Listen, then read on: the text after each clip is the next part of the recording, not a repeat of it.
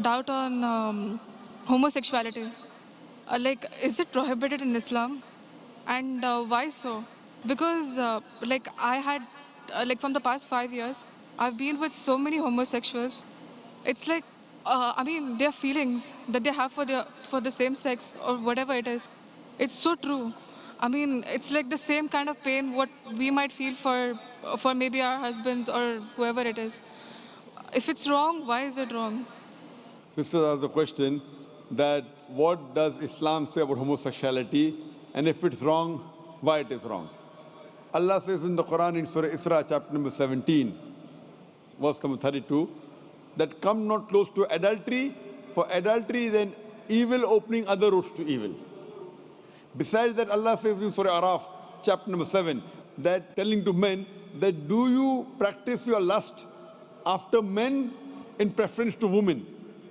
That means homosexuality is prohibited in Islam, in the Quran, because Almighty God made the human beings.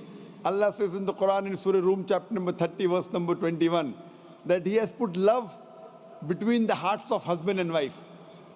Almighty God has made the human beings in such a way that they love the opposite sex. Generally, naturally, no human being loves the same sex. I'm talking about the love which is required in husband and wife, not the platonic love which you have between your brothers and between your sisters. Now, initially, there was a research which said that homosexuality is genetic. So during question and answer time, somebody asked me, the way you're asking, if homosexuality is genetic, then how is that human being to blame? It came from his parents, so why is he to blame? Like you're saying, if someone loves someone else, so why should he be blamed? I said this is a research. This is a hypothesis. It's not a fact. And later on we came to know that this hypothesis was wrong, and the person who propounded this hypothesis, he himself was a homosexual. So homosexuality is not genetic. It comes, today science tells us, how do homosexuals evolve? Because what Almighty God has given permission for a human being, what's permitted. You get married, do nikah, you can have sex with your wife. And Islam says that while having sex with your wife is also worshipping Allah. Because you're preventing the haram, you're not going outside the marital bond to satisfy your urges. That's Islam. Today science tells us, today research tells us that those people who have multiple life partners outside the marriage bond, as compared to those who only have with their spouses, they enjoy their sexual life much better than the others. And what happens today, when you get tired with it, you go to the Western countries, you have mistresses, 5, 10, 20, no problem. You start then doing unnatural things. When you start doing unnatural things, you don't follow the law of the Creator and you try and satisfy your urges in the wrong way. The moment you keep on doing the wrong way, then you keep on going beyond what is natural, and that's how the person becomes homosexual. It is not genetic.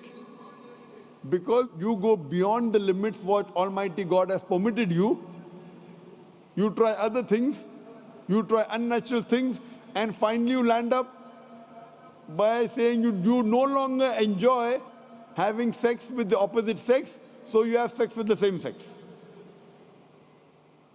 So sister, because they have broken the law of Almighty God and they do unnatural things, that's how psychologically they become a homosexual. So, but naturally, if you break the law of Almighty God, that's totally wrong. And that's how it lands up a person being homosexual. So they are to blame, and Islam prohibits homosexuality. Even Christianity prohibits homosexuality. Most of the religions are against homosexuals. It's now the Western countries are saying, because in democracy, whatever majority says, you win. Majority wins. In Islam, majority doesn't win, the haq wins. The truth wins.